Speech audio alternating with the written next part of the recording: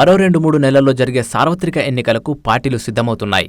ఎన్నికలు ఇంకా ముందే వచ్చే అవకాశం ఉండడంతో అన్ని పార్టీలు ఇప్పుడే కార్యాచరణను సిద్ధం చేసుకుంటున్నాయి. రాష్ట్రంలోని మొత్తం 17 లోక్సభ స్థానాల్లో బీఆర్ఎస్ 9, బీజేపీ 4, కాంగ్రెస్ 3, ఎంఐఎం 1 స్థానానికి ప్రాతినిధ్యం వహిస్తున్నాయి. మొన్న జరిగిన అసెంబ్లీ ఎన్నికల్లో విజయం సాధించి అధికారం దక్కించుకున్న కాంగ్రెస్ లోక్సభ ఎన్నికల్లోనూ తన సత్తా చాటాలని చూస్తోంది. అసెంబ్లీ ఎన్నికల్లో పార్టీ హైకమాండ్ ఆదేశానుసారం పక్కా ప్రణాళికతో ఎన్నికలకు వెళ్లారు కాంగ్రెస్ నాయకులు. ఈసారి కూడా అదే పద్ధతిని పాటించాలని నిర్ణయించారు. బీఆర్ఎస్ పార్టీతో పాటు కేంద్రంలోని బీజేపీ ప్రభుత్వంపైన ముప్పెట దాడికి సిద్ధమవుతున్నారు. అసెంబ్లీ ఎన్నికల్లో ఇచ్చిన 6 గ్యారంటీలను అమలు చేసుకుంటూనే మరోవైపు బీఆర్ఎస్ తప్పిదాలను ఎండగట్టాలని చూస్తోంది. బీఆర్ఎస్ ప్రభుత్వం రాష్ట్రాన్ని అప్పుల కుప్పగా మార్చిందని ఆధారాలతో సహా ఇప్పటికే నిరూపించింది. శ్వేతపత్రం రిలీజ్ చేసి బీఆర్ఎస్ను దోషిగా నిలబెట్టింది. అదేవిధంగా టీఎస్పీఎస్సీ ఇతర స్కామ్లను కూడా ఆధారాలతో సహా బయటపెట్టేందుకు విచారణకు ఆదేశించింది. లోక్సభ ఎన్నికల నాటికి బీఆర్ఎస్ను సాధ్యమైనంత వరకు డ్యామేజ్ చేసేందుకు ప్లాన్ చేస్తోంది. ఈ నెల 28న నాగపూర్లో నిర్వహించనున్న కాంగ్రెస్ పార్టీ ఆవిర్భావ సభ సన్నాహక సమావేశం ఆదిలాబాద్లో నిర్వహించారు. ఈ సమావేశంలో మాట్లాడిన మంత్రులు శ్రీధర్ బాబు, పొన్నం ప్రభాకర్ దేశంలోని బీజేపీని గద్దెదించడమే లక్ష్యంగా భాజపా ముక్త్ భారత్ నినాదంతో పనిచేయాలని పిలుపునిచ్చారు. కేంద్రం ప్రభుత్వ రంగ సంస్థలను ప్రైవేటీకరిస్తోందని, యువతకు ఉపాధి లేకుండా చేస్తోందని విమర్శించారు. ఏడాదికి 2 కోట్ల ఉద్యోగాలు కల్పిస్తామన్న హామీ ఏమైందని ప్రశ్నించారు. ఇదిలా ఉంటే అసెంబ్లీ ఎన్నికల్లో అనూహ్య రీతిలో ఓటమి పాలై తీవ్ర నిరాశకు గురైన లీడర్ కేడర్లో నూతనోత్సాహాన్ని నింపే ప్రయత్నం చేస్తుంది బీఆర్ఎస్ నాయకత్వం.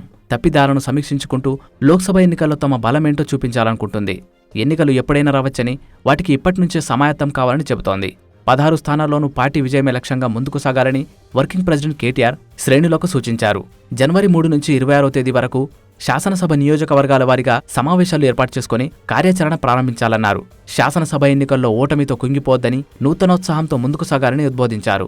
అసెంబ్లీ ఎన్నికల్లో ఓడిపోయిన అభ్యర్థులే నియోజకవర్గ ఇన్ఛార్జీలుగా ఉంటారని స్పష్టం చేశారు. వారు ఆయా నియోజకవర్గాల్లో విస్తృతంగా పర్యటించాలని కోరారు. తెలంగాణ భవన్లో చేవెళ్ల లోక్సభ నియోజకవర్గంపై సమీక్ష నిర్వహించిన ఆయన కాంగ్రెస్ ప్రభుత్వ శ్వేతపత్రాలకు పోటీగా బీఆర్ఎస్ శ్వేతపత్రంపై, బీఆర్ఎస్ పథకాలపై విస్తృత ప్రచారం చేయాలన్నారు. 412 హామీలిచ్చిన కాంగ్రెస్ పార్టీ వాటిని నెరవేర్చలేదనే విషయాన్ని ప్రజలకు వివరించాలని కోరారు. గతంలో నినదించినట్టుగా కారు సార్ 16 అనే నినాదంతో ముందుకు సాగాలన్నారు కేటీఆర్. అసెంబ్లీ ఎన్నికల్లో కూడా అందరికంటే ముందుగానే ప్రచారం మొదలుపెట్టిన బీఆర్ఎస్ లోక్సభ ఎన్నికల్లో కూడా మిగతా పార్టీల కంటే ముందుగానే ప్రచారానికి సిద్ధమవుతోంది. మరోవైపు గతంలో ఎన్నడూ లేని విధంగా రాష్ట్రంలో బీజేపీకి 4 సిట్టింగ్ ఎంపీలు ఉండగా మొన్న జరిగిన అసెంబ్లీ ఎన్నికల్లో 8 స్థానాలను గెలుచుకుని ఆ పార్టీ అమితానందంలో ఉంది. ఈ ఒప్పుతోనే రేపటి లోక్సభ ఎన్నికల్లో కూడా అత్యధిక స్థానాలు గెలుచుకోవాలని కమలం పార్టీ కార్యాచరణ రూపొందిస్తోంది. దక్షిణాదిలో అధికారంలో ఉన్న ఏకైక రాష్ట్రం కర్ణాటకను కోల్పోయిన బీజేపీ లోక్సభ ఎన్నికల్లో అయినా కర్ణాటక, తెలంగాణలో అత్యధిక స్థానాలను దక్కించుకునే ప్రయత్నంలో ఉంది.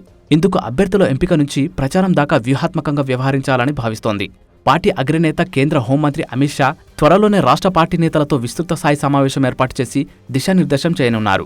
అసెంబ్లీ ఎన్నికల ఫలితాలను విశ్లేషించుకొని లోక్సభ సెగ్మెంట్ల వారీగా పార్టీ బలబలాలను గుర్తించి దానికి తగినట్టు వ్యూహాన్ని ఖరారు చేస్తుందని రాష్ట్ర నేతలు చెబుతున్నారు.